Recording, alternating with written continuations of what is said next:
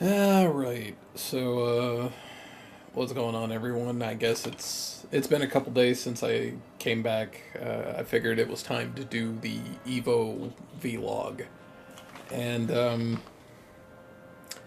I don't have a script or anything like that for this. I'm just kind of doing it off the dome piece like I do with most vlogs, so if there's a lot of and ums, well, you know why. It's not scripted. I'm just kind of chilling here at the moment. Normally I'd be streaming right about now, but today was my first day back at work, and it was not a pleasant one. And I probably won't be streaming for the next couple days. So like, I needed to be with myself tonight.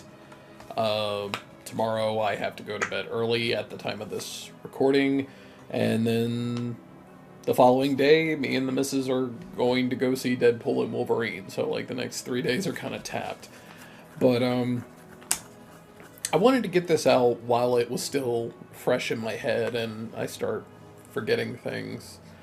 So overall, leading into Evo, it was actually kind of terrifying because it was storming really bad here. It was storming really bad at a lot of other places, and we were seeing, at least I was seeing, a lot of flights getting delayed, a lot of flights getting canceled, and it just made me really, really afraid that we weren't going to make it on time.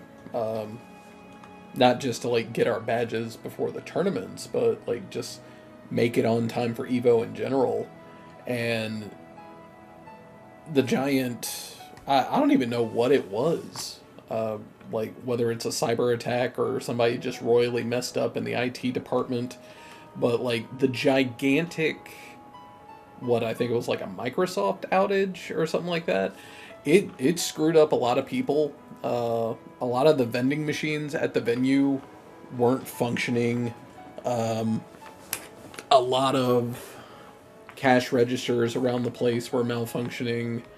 And then on top of that, a lot of people's flights were continuously getting canceled.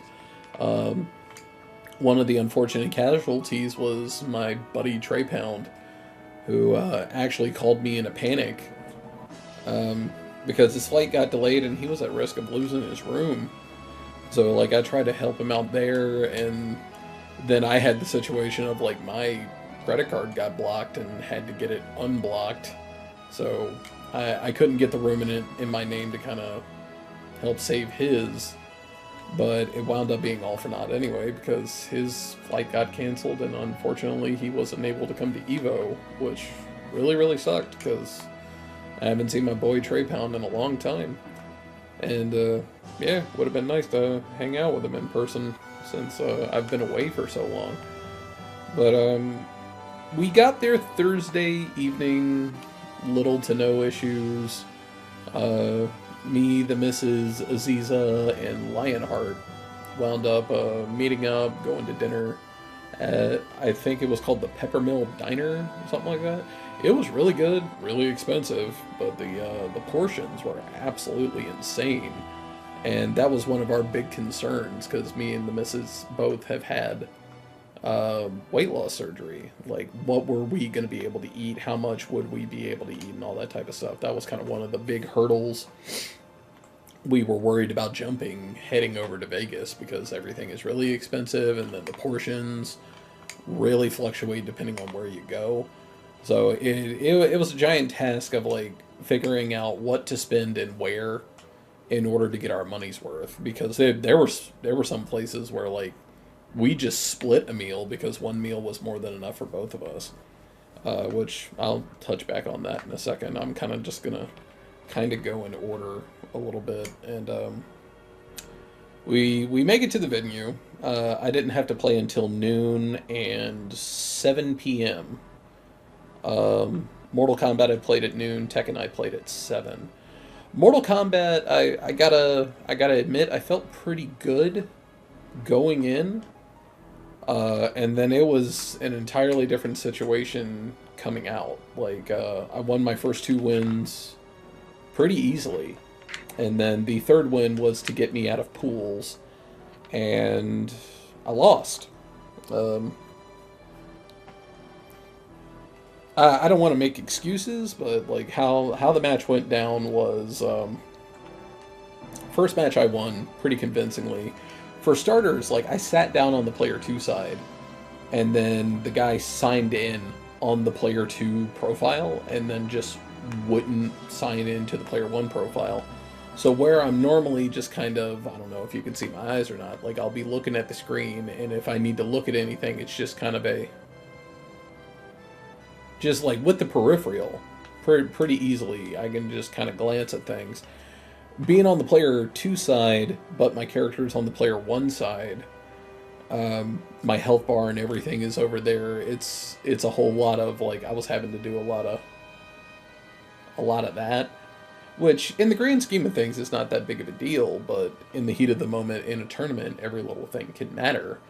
I won the first match, and then he changed his character, and I accidentally changed my cameo, and I didn't realize it until the match had started, and I was like, oh my god, this is not good, screw it, and I just gave him the match.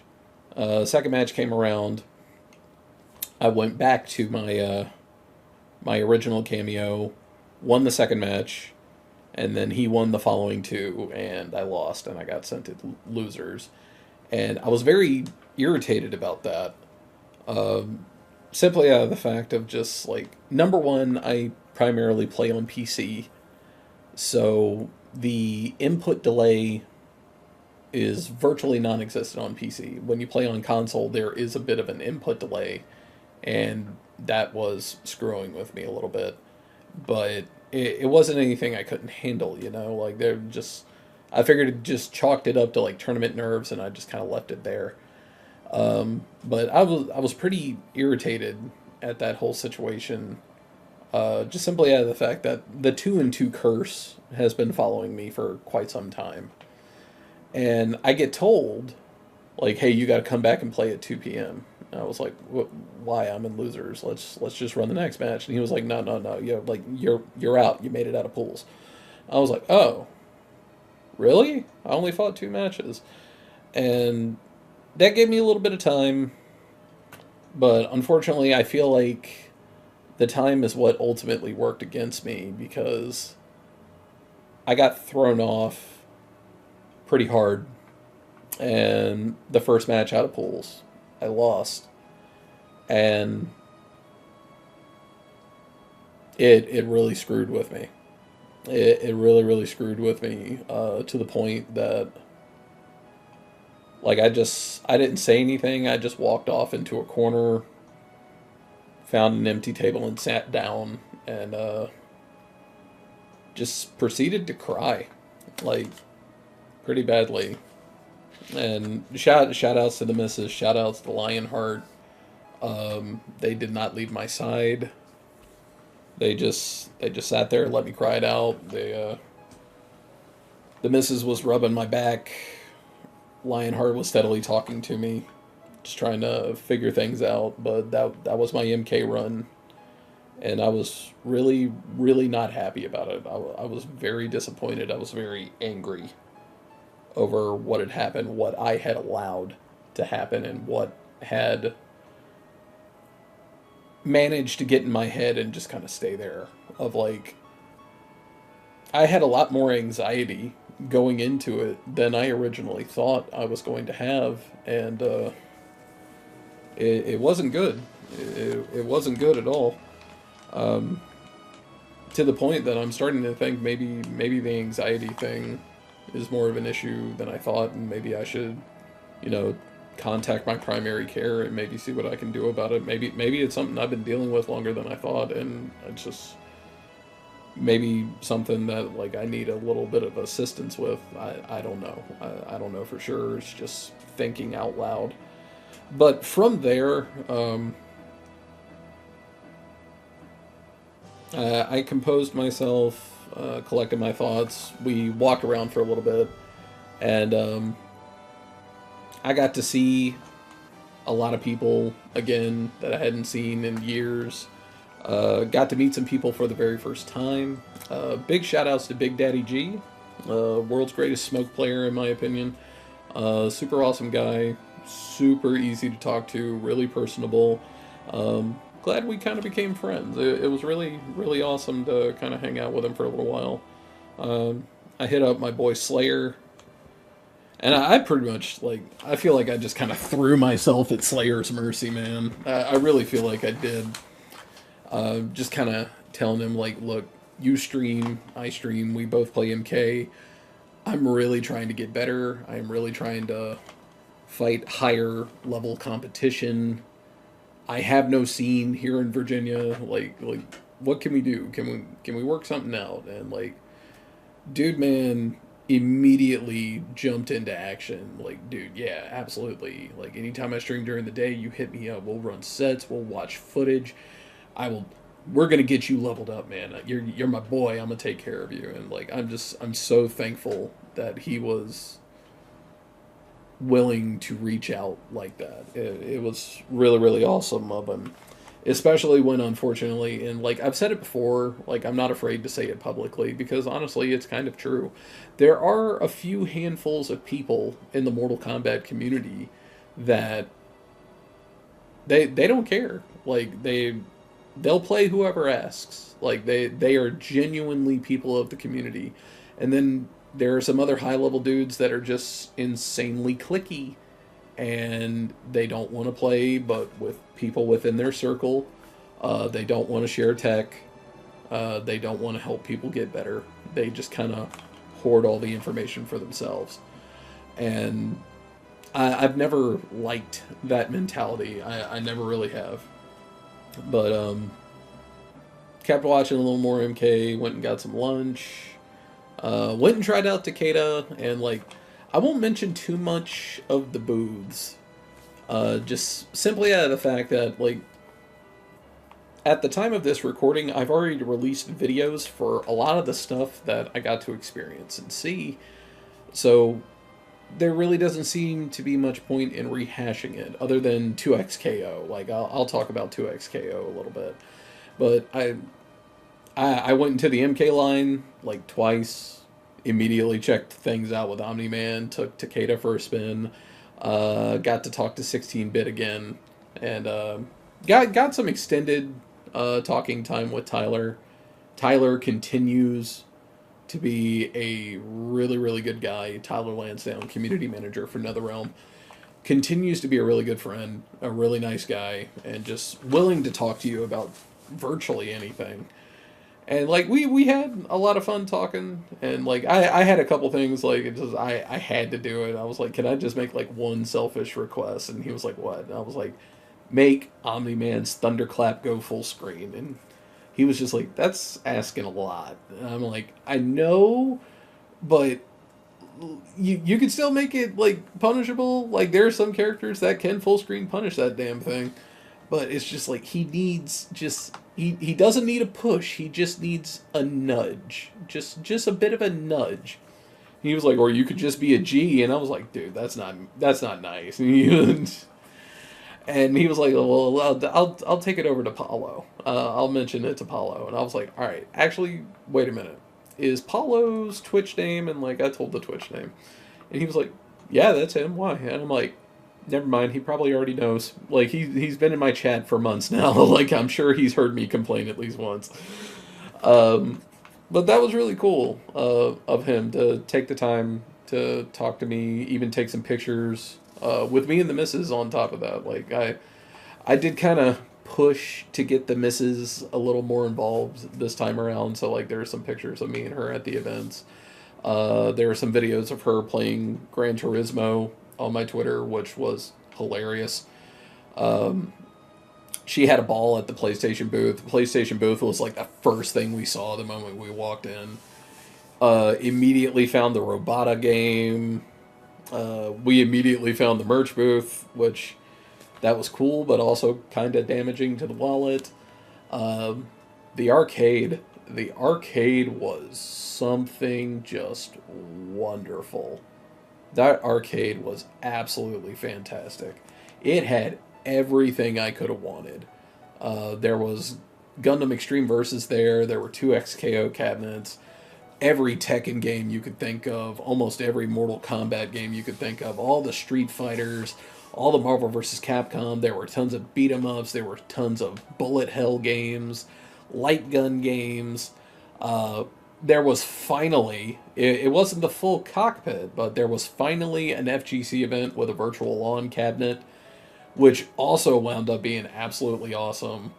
And it's gonna sound a little weird, but like I really take it as a sense of pride. I fought several matches in virtual lawn while I was there, and after almost about 10 years, I took my very first loss, like against like hands down the best Raiden player I have ever seen.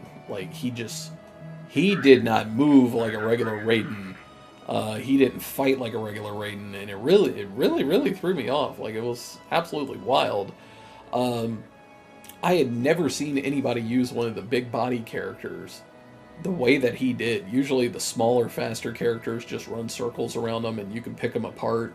I've always used Viper, or in this case, because it's the second game, the Cypher. Or I would use Fei Yin, because Fei Yin would get that little damage buff after she took enough damage, and this dude wiped the floor with me after a couple fights, and it was absolutely insane. I had to go shake the dude's hand. And turns out there's like a little side competitive scene for this game still. The dual joysticks cost $300, but like that may be worth looking into in the future. Because if they're going to be running side tournaments at EVO, man, then damn, the sky's the limit. But they had a ton of like rhythm games, hand rhythm, taiko drums, DDR, which you may have seen on Facebook or Twitter. Me blowing out my knees playing DDR at 40 years old. And then there was one like mecha style game that was there. I don't remember the name. It was like Twilight something, but it was like fully immersive, haptic feedback, moving cockpit. Like the closest thing I'm gonna get to like a cockpit Gundam game in the United States. It was one of the coolest things ever. And I remember looking at that thing, having no idea what it was, and like I immediately reverted to like a 10-year-old again, just staring at it, just jaw on the floor, like, I don't know what this is, but I gotta play it. Like, it looked so cool. And then the one of the last things we saw actually wound up being one of the more entertaining things in the arcade, and that was somebody had brought one of the old Sonic Blast Man video games where like the big target would come up, you'd have the boxing glove, and you got to punch it as hard as you can to stop a meteor from crashing into the earth. And that game had a line forming on it, and apparently it was on the very last level of the game. You needed like a certain amount of power to break the whole thing, and nobody could get to it. It was like 250, something like that. And I think the closest anybody got was 241. Everybody was having a blast with it. I almost wish I had made a video out of it, but I didn't think to record at the time. I was too kind of just caught up in the hype. And it was just absolutely wild and just hilarious and a ton of fun. I'm a lot stronger than I thought I was. My punching power was in the 200s. I wasn't 241, but it was definitely in the 200s. The guy that hit 241, like, he swung so damn hard, he broke the railing on the side of the cabinet. Like, it was absolutely hilarious. Vendors area, Artist Alley, was just magnificent. There were so many cool things there. And we could have easily spent ourselves broke there if we wanted to. And that was pretty much a wrap on Friday. I think we I think we got some pizza and called it a night. I did Tekken. I did 2 and 2 in Tekken as well. Statistically, I did better than like 2-2 in both games. Like Mortal Kombat, I went 3-2 on paper, and like Tekken, I went like 5-2. But I I've never counted buys. I've never really counted them because I didn't play. Like, you know, like I didn't play the match. I didn't beat the person. I won simply by attendance, and I don't like that. I have never liked that. I never will like that.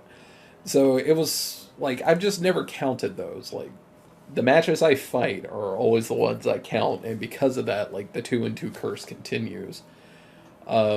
Just because I don't want to cheapen it for myself. You know what I mean? Saturday was spent around a lot of the different booths and kiosks. Like we checked out Bandai Namco, we checked out Mortal Kombat again, we checked out Capcom. Capcom didn't let us record anything, which was unfortunate. But we got to play a bit of the Marvel vs. Capcom collection. I actually got to play on stage. Promptly got my ass kicked.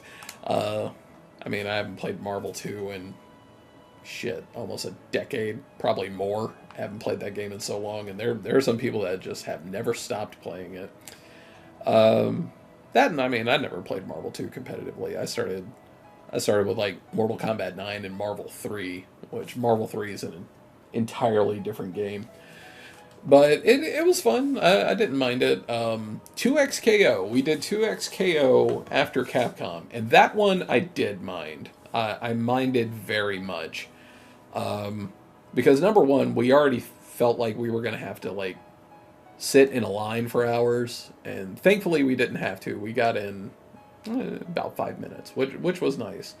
Because they had it separated in different lines. Like, do you want to play on a pad? Do you want to play on stick? Do you want to play on leverless? And I was like, yeah, I'll play on a stick. Yeah, that's fine. They sent us up to the kiosk, and they have us playing 2-on-2. So, like, I'm playing with a guy I have never met before, and then I'm playing against two other guys that one I had not met, and then the other I had never met in person. Like, they had dropped by the stream once or twice. But the guy on the other team, apparently all he did that weekend was just play 2XKO. And it showed in his gameplay. And, I mean, I pretty much, my entire experience of 2XKO was just getting ran over in the corner. Like, mercilessly. Like, had no idea what I was doing. No idea what the controls were.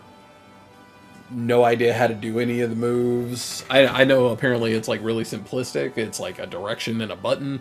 But like, I didn't know that. I didn't even know what button did what. On top of that, I have no idea who the League of Legends characters are. So I just kind of picked one at random. There's like this big guy. I think his name is Braum. Big burly guy with a mustache and a giant shield that has a bunch of little furry, cute little creatures hanging around him. And I was like, okay, I'll pick them because of the furry guys. They look cute. And then just got massacred in the corner to the point that, like, we got footage, but, like, halfway through, I just looked at the misses and I was just like, just cut it. Like, I don't care if I lose, but I do care if I don't even get to actually play. For a demo, not even a full-fledged game, just like a tech demo, there's really no need to sit there and play like it's EVO finals. Like, I'm a firm believer that playing like a sweat on something like that, you could really cheapen, if not ruin, somebody's not only first experience with a brand new game, but their first impression of it. Like, after that butt woman, I was halfway on the fence of like, man, I ain't gonna play this. Like, people are already acting like this now. Like, imagine how they're gonna be when the whole game comes out. Like, man, I ain't trying to deal with that. I get enough of a headache playing Mortal Kombat and Tekken. Like, I ain't trying to deal with all that. I'm not playing 2XKO. But, I mean, I still signed up for the alpha. I rolled with it after a few minutes. I was admittedly kind of steamed for a few minutes, but I got over it. But yeah, like that's if y'all take nothing away from this vlog, like it's okay if you want to get good at something, but like, bruh, well, exercise some restraint, especially at an event like that. Don't be that douchebag. Do not be that douchebag. The rest of Saturday was kind of spent at the arcade. We kind of hung around, played a bunch of various games. I tried to get the missus involved, so I was like, "Well, let's find a beat 'em up game," because we saw something that looked like kind of cute, and she thought it looked cute. So we wound up playing a beat 'em up game together called Jitsu Squad, and we apparently had a special build of Jitsu Squad because this build of the arcade cabinet had a guest character attached to them, and it was from an old anime I remember watching growing up and absolutely adoring called the Samurai Pizza Cats. And the Samurai Pizza Cats were playable in this build of Jitsu Squad. And I was like, okay, I'm going to play just simply because of that.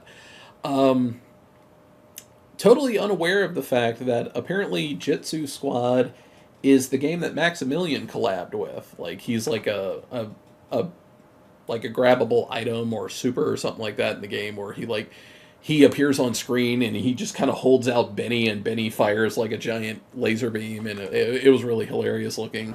But the missus picked that up just at random, and then Max and Benny showed up on the screen, and we just kind of looked at each other and went, "Okay, we'll keep playing this game." And she enjoyed it enough to where like I downloaded it, and now we can play it at home. Apparently, the home version does not get the Samurai Pizza Cats, which was really disappointing because that's pretty much who I played exclusively while we were playing that. But I mean, it is what it is. And like, there was a bunch of other stuff that I tried out. Like, I've never gotten to physically play on an arcade cabinet of Gundam Extreme Versus, which that was really cool. And then they even had like the old school Mobile Suit Gundam, like Street Fighter 2 clone. And I got to play that for the very first time, and I was like, "This is awesome! I need to download this somehow." And that was the entirety of our Saturday. Our Saturday pretty much consisted of like, what else does EVO have that isn't like revolving around pools? And that's kind of what we did. We also watched the MK finals. We got to actually go into the arena on Saturday, not Sunday. We didn't even bother trying on Sunday. And after that, we went to dinner with our boy Curtis, Dynamic Beadworks, who took us to Conveyor Belt Sushi, which it was a first for me, and I was able to eat more than I thought, but I definitely walked out of there going like, I am going to die. I definitely had too much. Like, it was really, really good. What is it? Sunday pretty much just consisted of hanging out and finals. Like, I really kind of only cared about Tekken and, like, partially Street Fighter because I knew Punk had a real good shot of winning this time around. And, I mean, turns out we were right. Punk wound up winning the whole damn thing. And it was really awesome to see America win Street Fighter. But it was also really cool to see Arslan Ash win again in Tekken, especially after him being very vocal about not liking Tekken 8 at the start. Per usual, I was the only one cheering for Dragunov in the crowd. Like, I've made peace with that. Sunday, Maximilian did like a live watch party out in the crowd. Well, not like in the crowd, but like he was on like one of the main stages, and everybody just kind of crowded around, sat, watched him, hung out. We decided to hang out there instead, and like, we've been friends with Max and JJ for years. Max was obviously busy the entire weekend, but we got to hang out and talk with JJ a little bit, which was definitely nice. I got to see Steve and Kenny for like a couple minutes. Like, they were incredibly busy this weekend. So like, I pretty much made peace with the fact that like, us going to lunch or us going to each other's room and playing casuals, that just wasn't going to happen this time around. And that's okay. Like, they have been getting huge, and they're only going to get bigger. And they really pulled off something special at EVO. Like it was a lot of fun watching them watch the tournament with us. So like I'm really happy for them. Sunday, that was pretty much the entirety of Sunday. We went to the room shortly after that.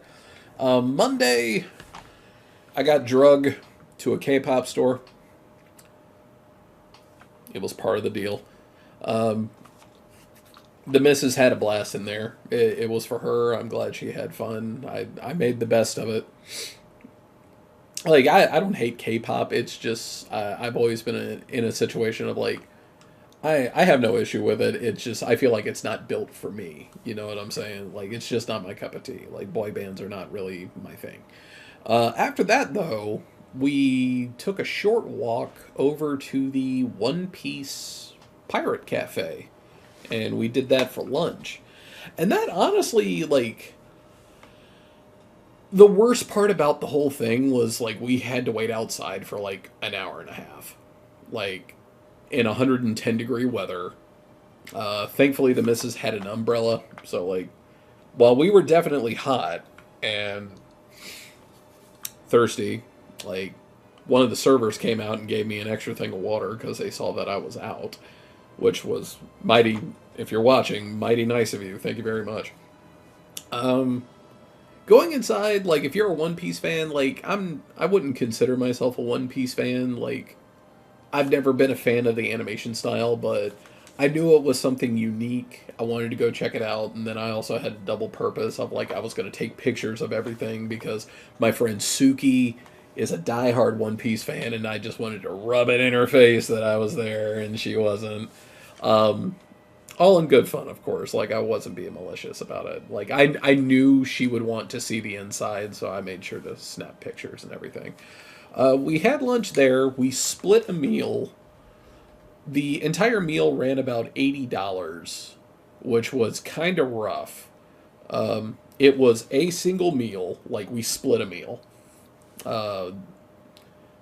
Luffy's pirate meat feast or something like that. I forget what it was, but it basically boiled down to 2 slices of pineapple, 6 grapes, a chicken leg, and 2 beef ribs. And this whole thing was $30.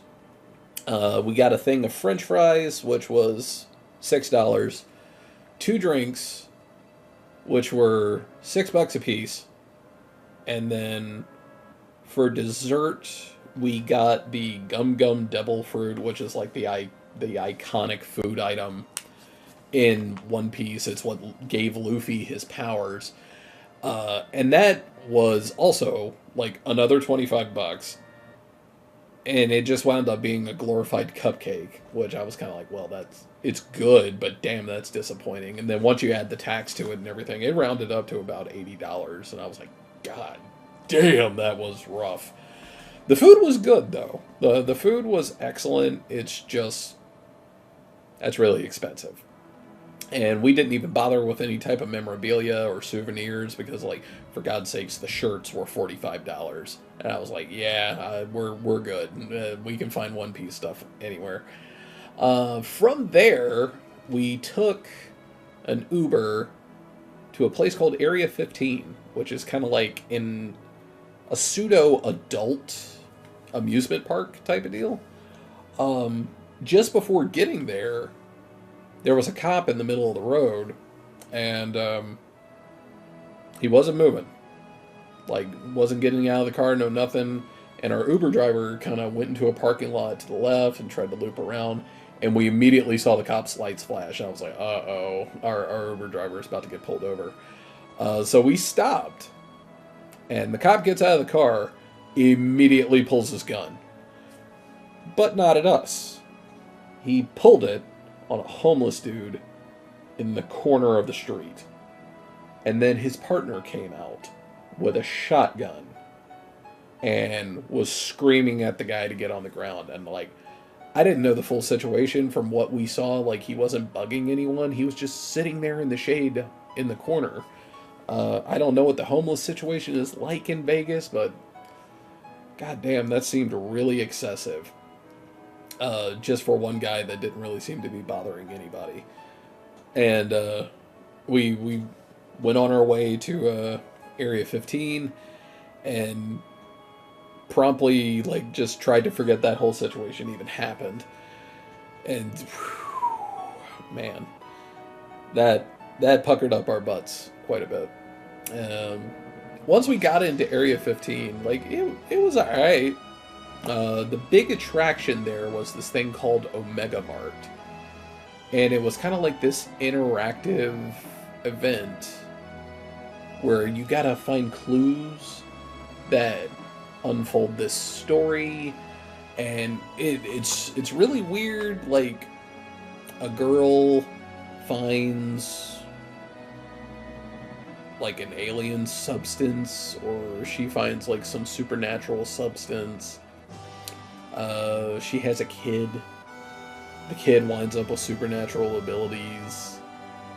The kid gets abducted by aliens, and like this woman tries to take this material and market it and publicize it and mass produce it, and it turns into this whole thing of like a supermarket turned technology corporation turned cult. And you kind of had to piece together the story by going through like the supermarket side of things, the factory side of things, the corporation side of things, and going all the various rooms and messing around with all the various pieces of equipment and all the different exhibits. There were kiosks and computers that you had to interact with that would have like videos or text documents that you had to read to kind of piece things together to kind of figure out where you were going next. Because like it's pretty much the entire thing is free roam, so you kind of gotta pay attention to what you're looking at to figure out where you gotta go in the area next in order to kind of keep the story coherent. And then it'll also make you kind of backtrack a little bit to kind of get all the fine tuning set up, and then you ultimately come to the conclusion. And once you're done with that, piecing everything together, you kind of like swipe your card and you get like this ending message type of deal, and the thing's done. And it was really cool. Like, I think I enjoyed it more than the missus did. But it was definitely a situation where, like, I felt like I was playing a Resident Evil game in real life, you know, minus the whole, you know, shooting zombies type of deal, where, like, you kind of got to pay attention to everything. You got to read every little thing you find in order to kind of make sense of everything. The only downside of Omega Mart was the fact of just, like, how it's structured. Once you go through it, there is literally 0 point in ever doing it again, because you already know what to do and you already know what's going to happen. So it is unfortunate that it was kind of a one and done situation, but thankfully Area 15 has a lot more than just that. That's just like one of the bigger ones. They had a bunch of different things that you could do in there that we just didn't, because, you know, price.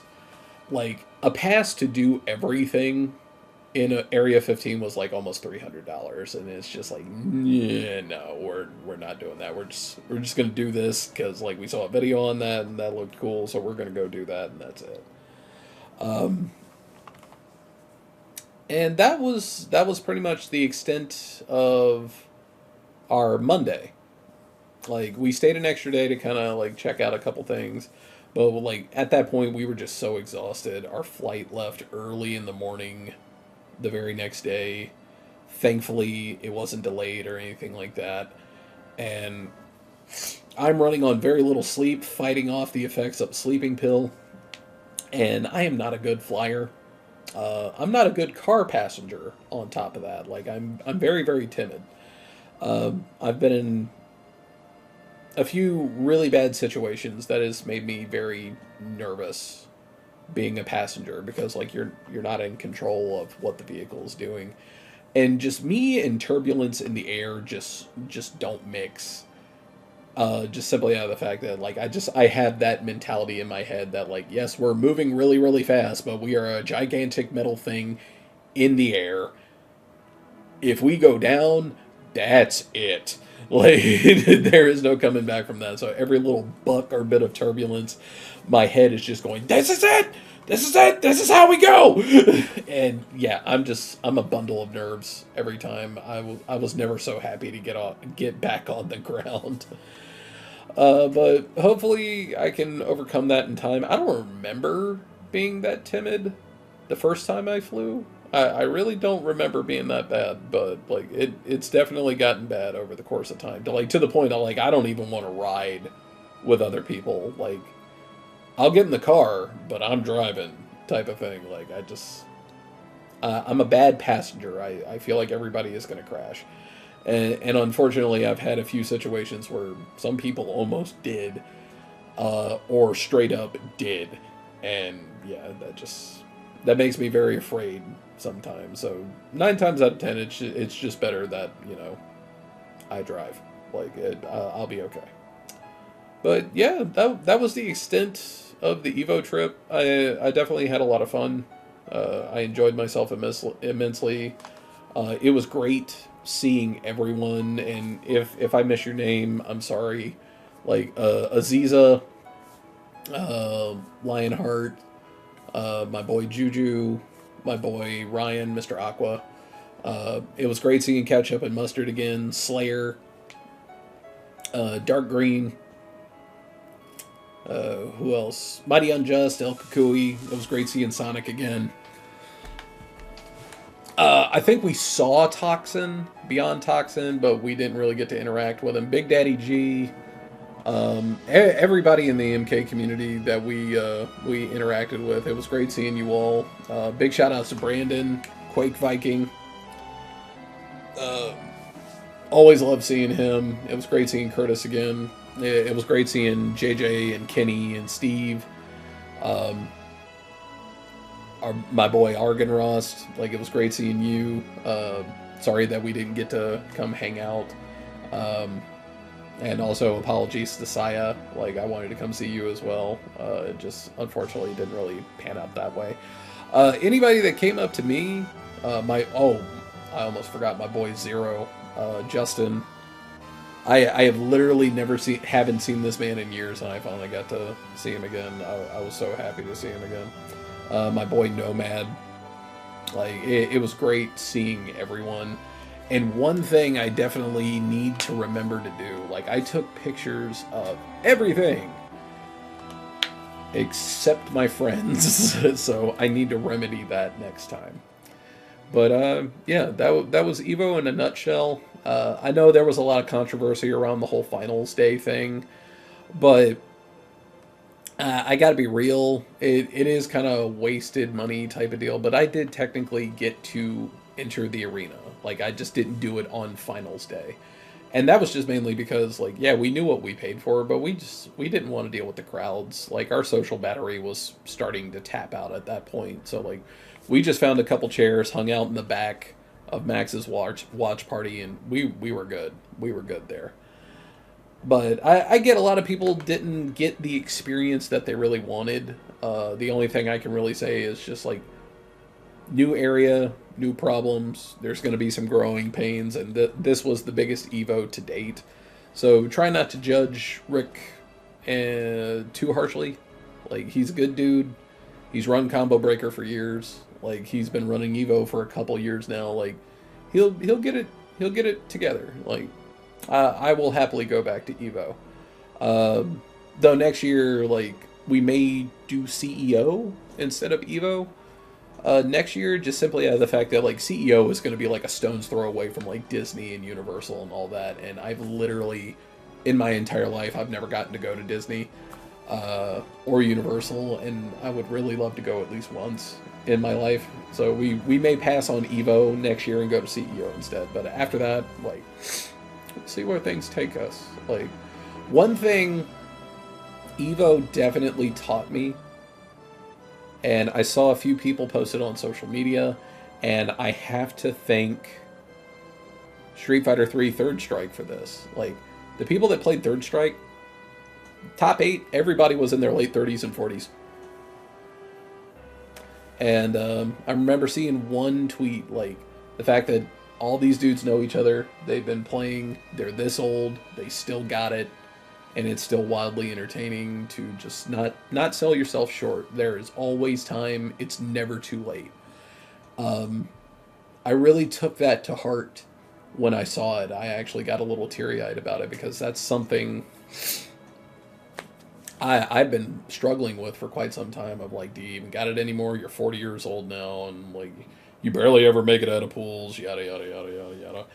And that kind of stoked the flame a little bit. Like, yeah, like, I ain't too old for this shit yet. Like, you still got the passion to fight. Keep fighting. So yeah, I usually take a break when I come back from EVO. I didn't this time. So yeah. In fact, once I get done recording, I'm probably going to get right back on Tekken and continue learning how to play Lydia, because I was having fun with her last night. But yeah, that was the EVO vlog in a nutshell. I hope you enjoyed me talking for 46 minutes. But if you did, thank you very much for watching. I appreciate your support as always. Stay tuned for more videos. We got a lot of new stuff coming.